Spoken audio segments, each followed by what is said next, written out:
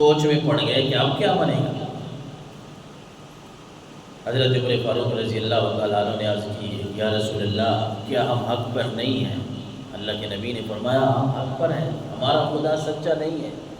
ہاں عمر، ہمارا خدا سچا ہے۔ اللہ کے رسول کیا آپ سچے نہیں ہیں؟ ہاں ہم سچے ہیں، ہمارا دین سچا ہے۔ ہاں عمر، ہمارا دین سچا ہے۔ پھر حضرت عمر نے مسلمانوں کو فرمایا کہ اب اے اللہ کے رسول، ہمارا خدا بھی سچا، ہمارا نبی بھی سچا، ہماری کتاب قرآن بھی سچی، اور ہمارا ایک ایک کام بھی سچا ہے نا، تو پھر آج عمر اعلان کرتا ہے کہ کوئی چھپ کر نہیں عبادت کرے گا۔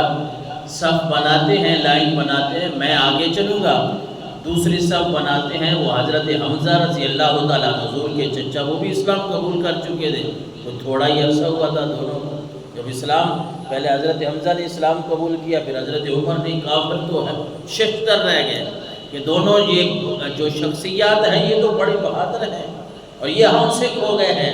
تو حضرت عمر نے کہا ایک صف میں جاتا ہوں، ایک صف حضرت حمزہ کے پیچھے بناتے ہیں، اور یہ گروہ بنا کے ہم کعبہ کی طرف نکلتے ہیں، اور پھر میں دیکھتا ہوں کہ کافروں میں سے کون ہے جو ہمارا راستہ روکتا ہے۔ ایسے بھی شجاعت والے بندے اللہ تبارک و تعالیٰ نے اسلام کو عطا فرمائے۔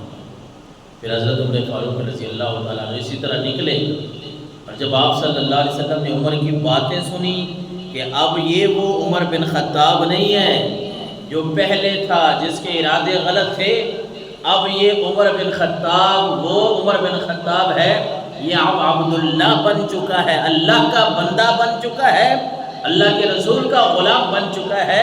اب اس کی باتیں ہی ایسی ہیں کہ کافروں کو للکار رہے ہیں۔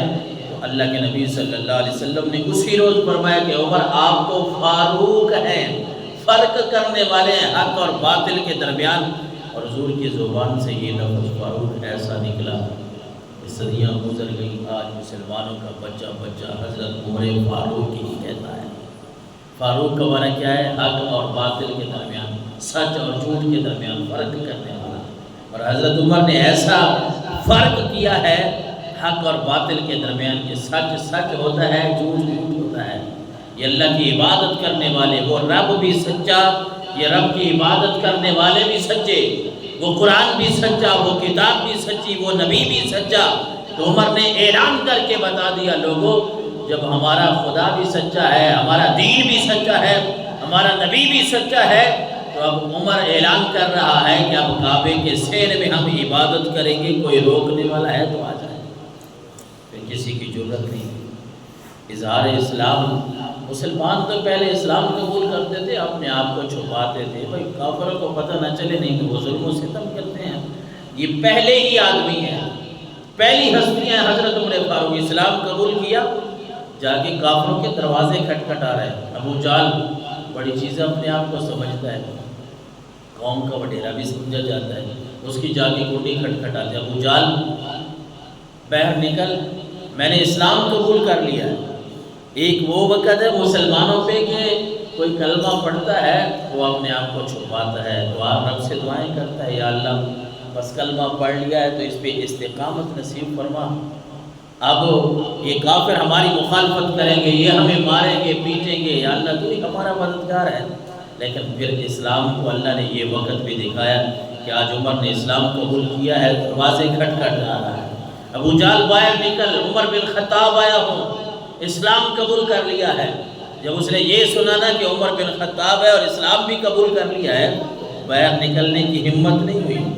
بڑے بڑے عمراء جو تھے، رئیس جو تھے کافروں کے، ان کے دروازے کھٹکھٹائے، ان کو پیغام دیا دروازے کھولو، عمر آیا ہے تمہارے دروازوں پہ، مسلمان ہو کے آیا ہوں۔ لیکن کسی کی جرت نہیں تھی، ہمت نہیں تھی کہ وہ حضرت عمر فاروق کے سامنے دروازہ کھولا، کیونکہ آپ کی جرت اور شجاعت ایسی تھی۔ اور مسلمانوں میں تو خوشی کی انتہا تھی، بلکہ اسلام کی شان و شوکت میں جس دن حضرت عمر فاروق اسلام لائے، اسلام کی شان و شوکت میں اللہ نے اضافہ فرما دیا۔ اللہ اکبر، صحابہ خود فرماتے ہیں ہم میں سے کسی کی ہمت نہ تھی بیت اللہ کے پاس کوئی نماز پڑھ لے، ہمیں پتہ تھا نماز پڑھیں گے یہ ہماری مخالفت کرتے ہیں، کافر ہمیں مارتے ہیں، بیت اللہ کے پاس نماز ہم نہیں پڑھ سکتے تھے، مگر جب عمر مسلمان ہوئے عمر نے کہا بیت اللہ کے سین میں نماز پڑھا کرو۔ اس وقت نمازیں فرض نہیں تھی، نفل وغیرہ پڑھتے تھے، اللہ کی عبادت جتنی کو کر سکے۔ حضرت عمر نے فرمایا اب نمازیں پڑھو، اللہ کی عبادت کرو۔ عمر کھڑا ہے، اب دیکھتا ہوں میں کون تمہاری مخالفت کرتا ہے، کون آگے آتا ہے۔ کسی کی جرت نہیں تھی۔ سب سے پہلے اسلام کا جو اعلان کرنے والے، اسلام کا سب سے پہلے اعلان کرنے والے وہ حضرت عمر فاروق کو یہ اعزاز حاصل ہے کہ آپ نے اعلان کیا میں مسلمان ہو گیا ہوں۔ کوئی ہے تو آئے سامنے۔ علل اعلان ہجرت بھی کرتے ہیں۔ ہجرت کے وقت یہ تھا کہ اللہ کے رسول صلی اللہ علیہ وسلم کو ابھی حکم اپنا نہیں ملا تھا کہ اے اللہ کے رسول آپ مکہ مکرمہ سے مدینہ منورہ آ جائیں، آپ صحابہ کرام کو بھیج رہے ہیں۔ اس وقت یوں سمجھ لیں کہ آگ کے اوپر چلنے والی بات تھی کافروں کے درمیان۔ سب سے پہلے اللہ کے نبی نے حضرت مصعب بن عمیر کو مکہ مکرمہ سے مدینہ منورہ بھیجا۔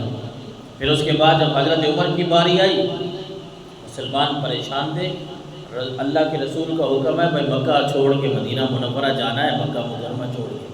لیکن یہ کافروں کو پتہ چلے گا یہ تو ہماری مخالفت کیا کریں گے، یہ تو مارنے کے لیے بھی تیار ہو جائیں گے کہ ہمارا ایک تو انہوں نے دین چھوڑ دیا، یہ ہمیں مسلمان بن گئے ہیں، کوئی نئی باتیں کرتے ہیں، دوسرا ہمارے دین کی مخالفت کرتے ہیں، تو کافروں نے ہمیں چھوڑنا نہیں۔